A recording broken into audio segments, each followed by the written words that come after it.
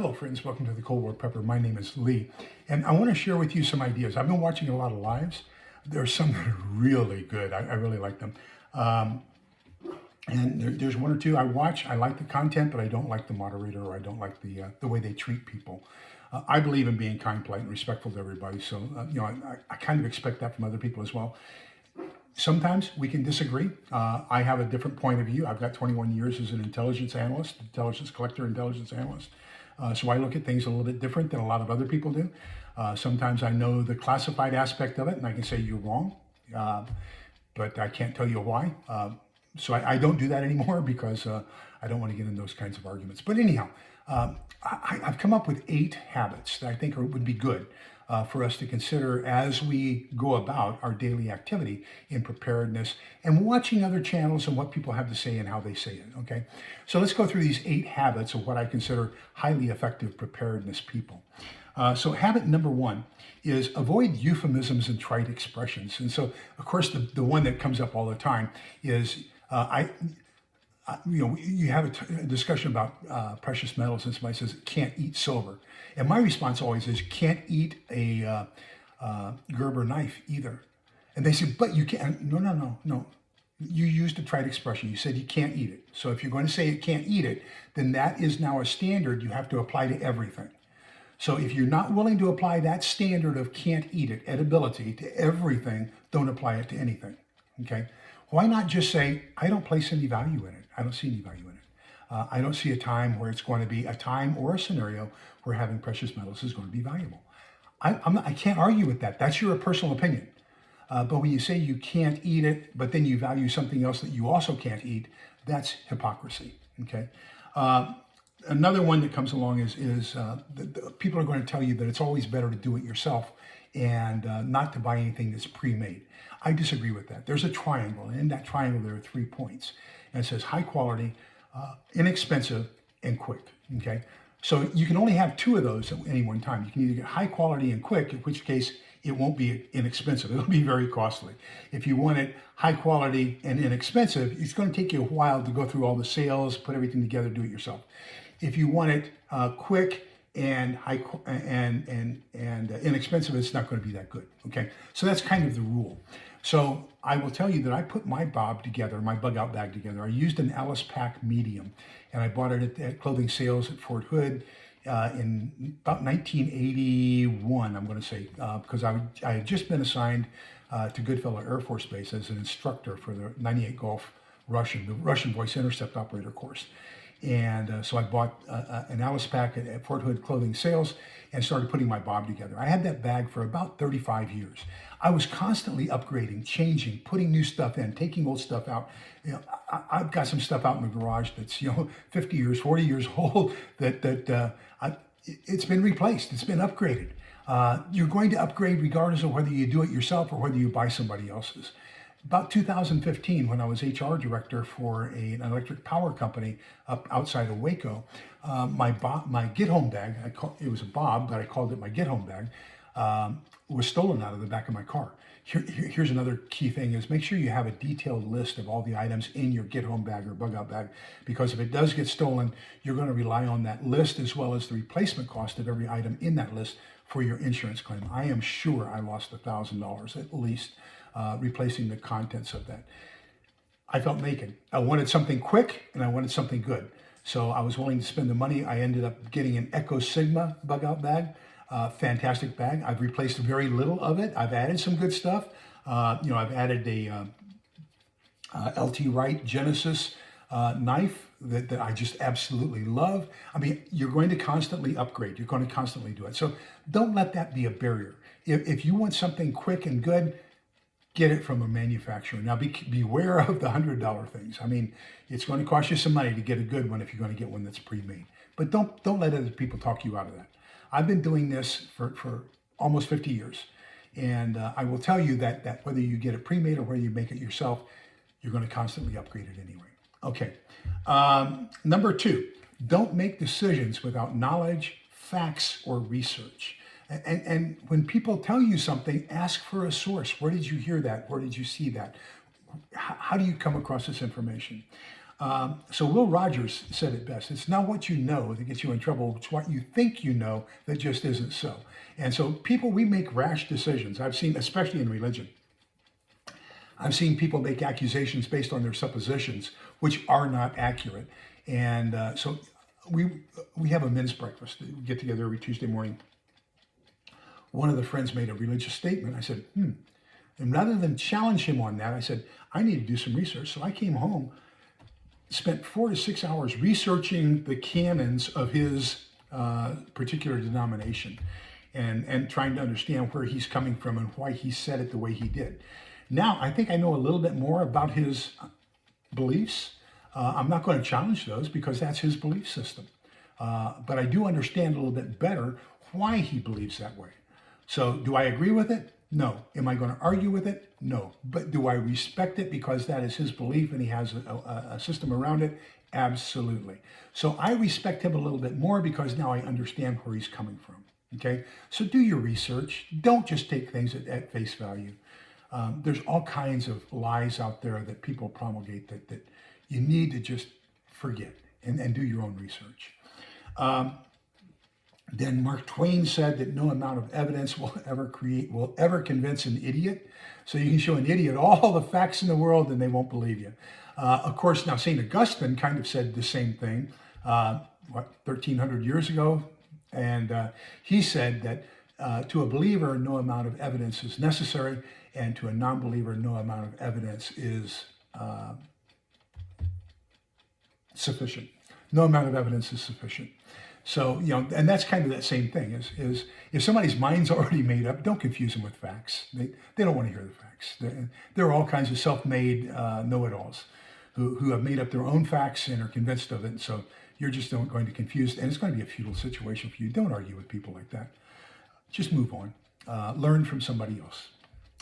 Number 3, understand the difference between inclusivity and exclusivity. I have a lot of male friends, and every single one of them is human. But not every human friend is male. Okay, understand the difference? Okay. For example, another good example would be the Baofeng UV5 and the Yaesu YA6. Both of those are ham radios. They are in the VHF, UHF, FM range. They're duplex, which means they send and receive on 2 different frequencies. That's called an offset. So you transmit on one and then the offset receives back on a different frequency. So that's duplex transmission mode. That is the newest form of ham radio.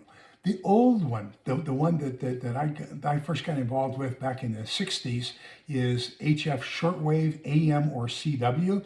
So amplitude modulated, single sideband for voice, continuous wave for Morse. And that's the one that has tropospheric scatter that goes around the world.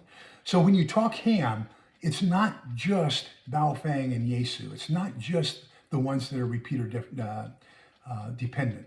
It also includes the HF shortwave, okay? And that's the 10 to 100 meter area. So pay attention to those, okay? Understand the difference between the two. And sometimes when you use the words, be specific in what you're talking about rather than more inclusive of everything and excluding other things because of the way you're talking. Number 4, always consider context and try to eliminate as much ambiguity as possible. When I was young, there were 2 shows that came on Thursday nights at different times. Star Trek and Laugh-In. Of course, Laugh-In, Lily Tomlin was one of my favorites.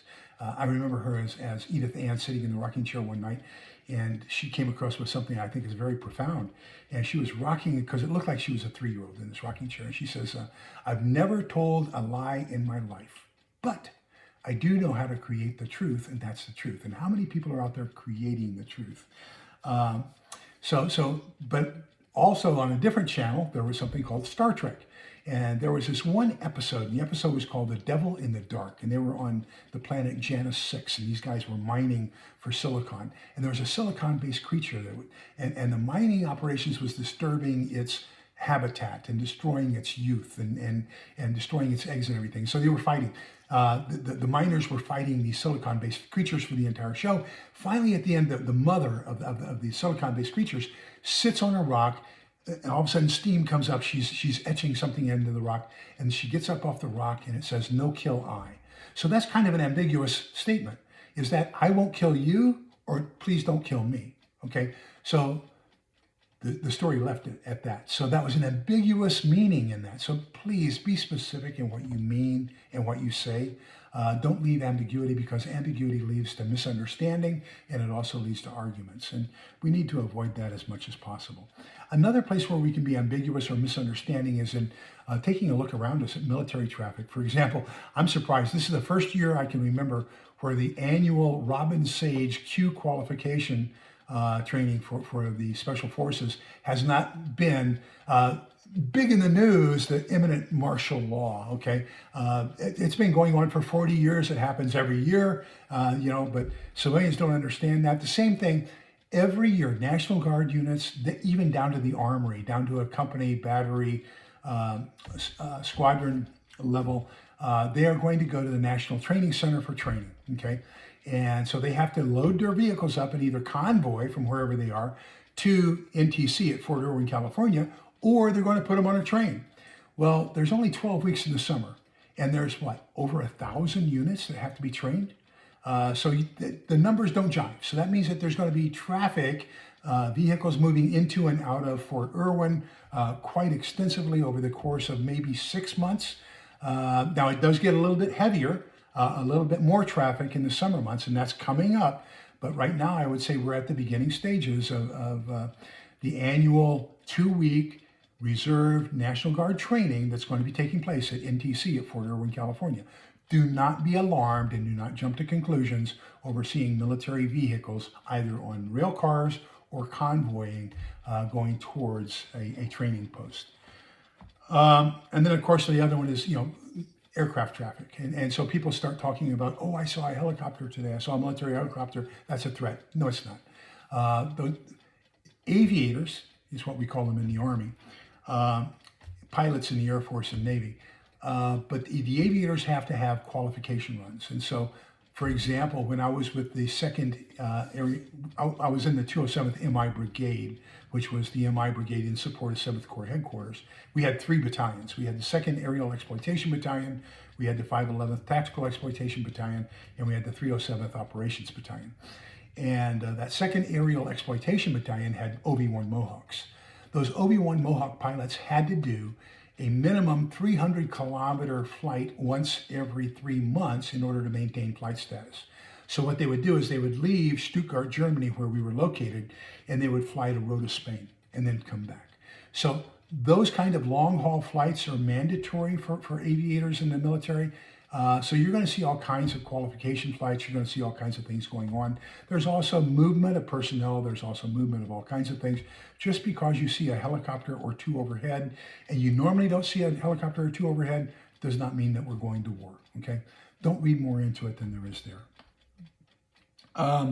Another one where we have a lot of ambiguity and people have a lot of misunderstanding is in the DEFCON.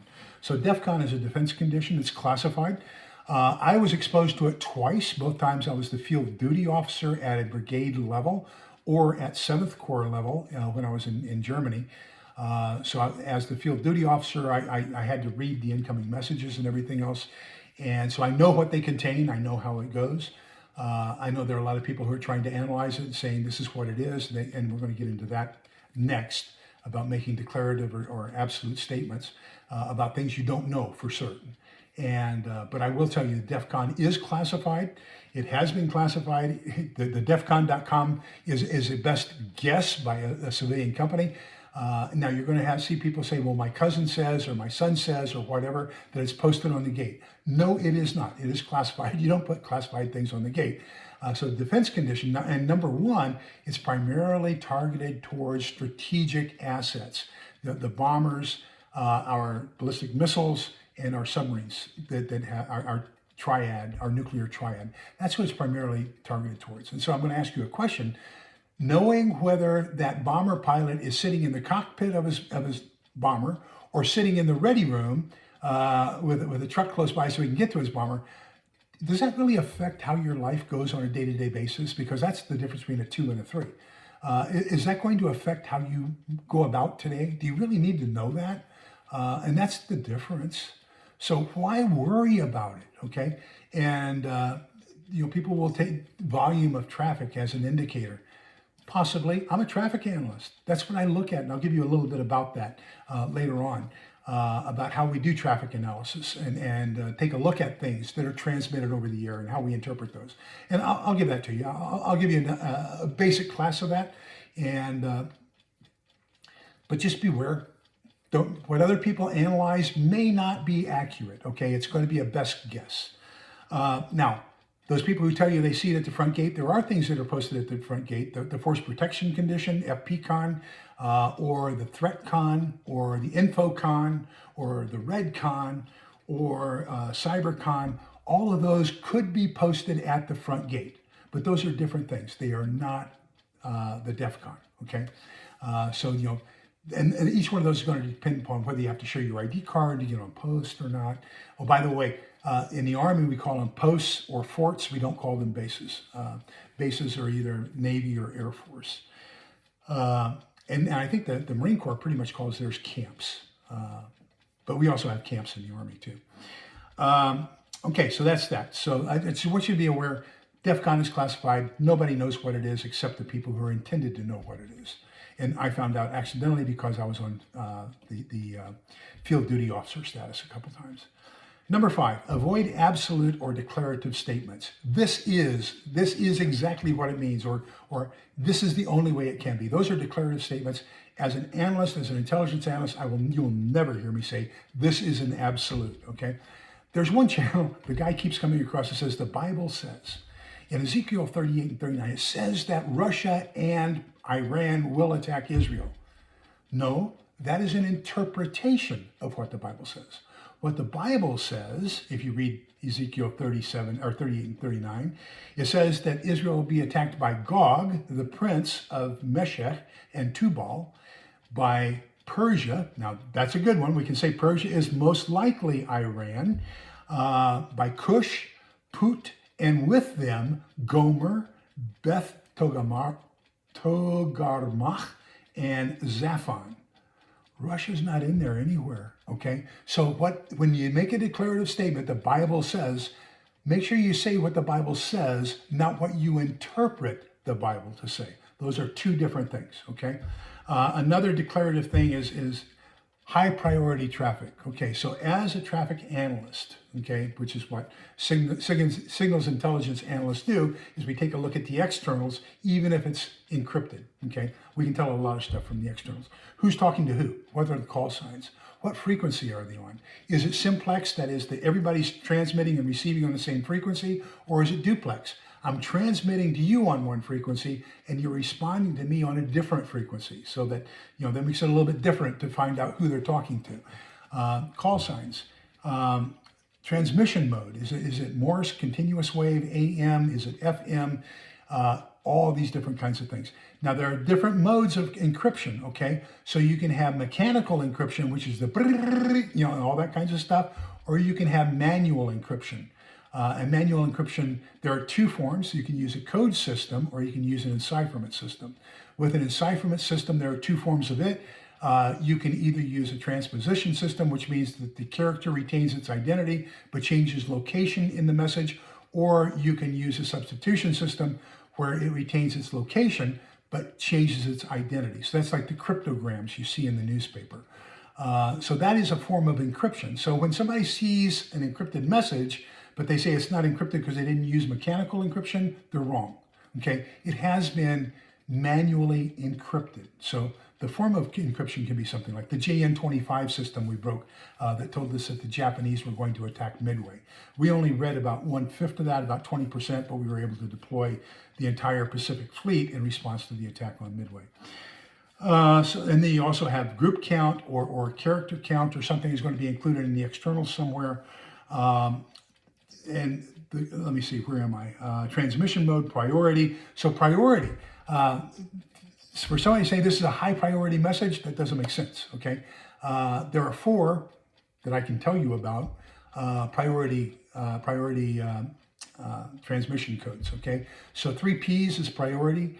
3 Rs is the lowest, and that's routine. 3 Ps is priority. 3 Os, OOO, is operational immediate or immediate. And then 3 Zs is flash. There are other things, okay, that are higher than Flash, but I can't tell you what those are. But I will also tell you that those things that are above Flash, when you use that code for the precedence, it also indicates who the addressees are. So it's going to automatically send it to a whole group of people who are super critical important. And, but that's something that I can't really give you too much information about. So what of those four, routine, priority, immediate, and Flash, there is no high priority, okay? So just bear that in mind. So we take a look at those externals, then we take a look at the internals. Now, somebody asked, when I tried to explain all this on that live, on the chat, I said, they said, well, can you recommend a good radio so I can listen to the EAMs? And so kind of leads me to the next discussion, which is don't be a lemming, don't be a sheep. Just because everybody else is listening to them doesn't mean you have to, okay? So if you don't know the content of a message, what does listening to it do for you? So let me ask you a question. What is the difference between one Tango Foxtrot Sierra and Odin, Tatyana, Fyodr, Simeon? One's in English, the other's in Russian. You don't know, okay? So that's encrypted. Those are all probably, they could be codes. Now the difference between a code and a cipher is a one-for-one substitution. A code is a variable number for a variable number. So let's say that the first character may be page number, the second character is a group number, and then the last two characters are a specific identifier of that group, okay? All kinds of different ways we can do this. We don't know what they mean, so don't worry about it. That was my job back when I worked in the Army. I was a 98 Bravo crypt analyst, code breaker. And I will tell you that there are a lot of codes I could not break. And so for somebody to tell you who is not trained that they are understanding what the EAMs are saying, I would say, don't believe them, okay? Volume of traffic can be an indicator, but since we don't know what the contents are, whether it's practice, whether it's instructional or whatever, we really don't know for sure whether or not that is an indicator of content. Then another one where we want to make sure we take care of is making sure you define your assumptions. Different things have different values at different times. I will tell you that if we're having a discussion, and quite often the discussion is mostly, quite often the discussion is going to be around the value of precious metals. So if we're talking about a financial collapse, precious metals will have a different value at different points in a timeline. That's the second thing. So first is scenario, second is where we are in the timeline. So the precious metals may have different value at different points in the timeline of that one scenario. But in other scenarios, they may not have any value until really late in the scenario, but they may eventually have value. Same thing. This is a Geiger counter, okay? In a financial collapse, this has no value, okay? In a nuclear environment, this has significant value. So we can have an argument about the value of this, but unless we're talking about the same scenario and the same relative timeline, we aren't going to come to an agreement over the value of that piece of equipment or not. So make sure you explain upfront, reduce ambiguity, okay? What is your scenario and where are we in the timeline when you're making this decision as to the value of this thing? And finally, beware of so-called experts. I told you I was a 98 Bravo. I told you I was a 98 Golf. I showed you a little bit of Russian phonetic alphabet.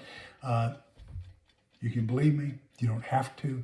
I went to 01JN47W0271. That was basic Indonesian, 47 weeks at DLI, West Coast, Monterey, California. April of 71 to April 72, I attended basic Russian, class 01 RU47. So that's 01 basic course, RU Russian, 47W, 47 weeks, class 07, the 7th class, 7-3 of fiscal year 73. And that was January of 73 to to December of 73. And then I attended 20 RU, 36W, 0277. 36W is 36 week. 20 is the intermediate course. RU Russian 36W 36 week course. class 02, second class of fiscal year 77, fiscal year 77. I was a 98 Bravo, I was a 98 Golf. When I became a warrant officer, I was appointed as a 352 Charlie. That MOS still exists. 98 Golf, 98 Bravo was done away and replaced by computers. 98 Golf has been replaced. There's two different MOSs under the new system. They all went under the 35s, which is what the officers were.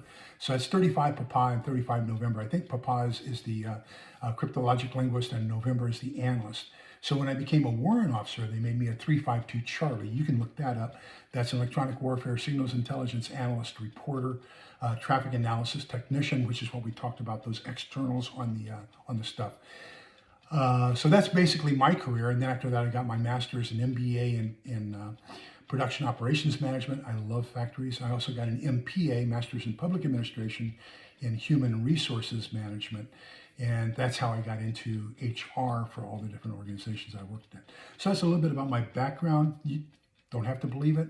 You can, you know, there are plenty of people. If you get on Facebook, I'm friends with all kinds of people that I worked with, as far as other crypt analysts, as far as other voice intercept operators, as far as other signals intelligence analysts, and you know, you can ask them. But I'm not ashamed of my past at all. So beware of so-called experts. Do a web search. You know, is what they're saying makes sense? Or does it kind of sound goofy? There was a guy on the other night, and he said, "I'm a retired captain," and so I asked him, "Captain of what?" You know, because if you're a retired captain in the Air Force, Army, or Marines, then either you are medically discharged or you're a way underperformer. Because most people are going to retire either as a major promotable or as a lieutenant colonel in the officer ranks.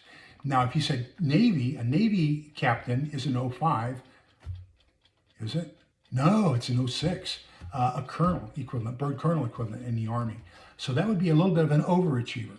But he never came back and told me what service, okay? So that tells me he didn't know what he was talking about. So ask the person their bona fides, what makes you an expert in this field? How do you know that?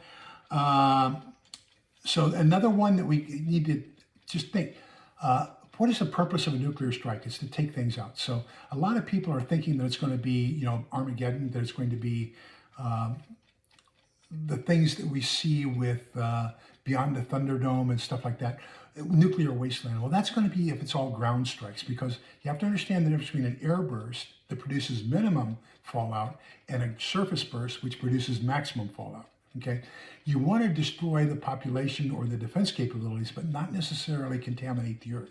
So we're going to probably do just like Hiroshima and Nagasaki. It's going to be air bursts without long-term residual radiation effects.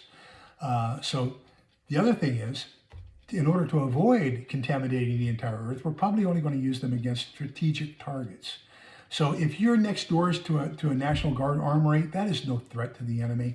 If you're next doors to a training air base, that is no threat to the enemy.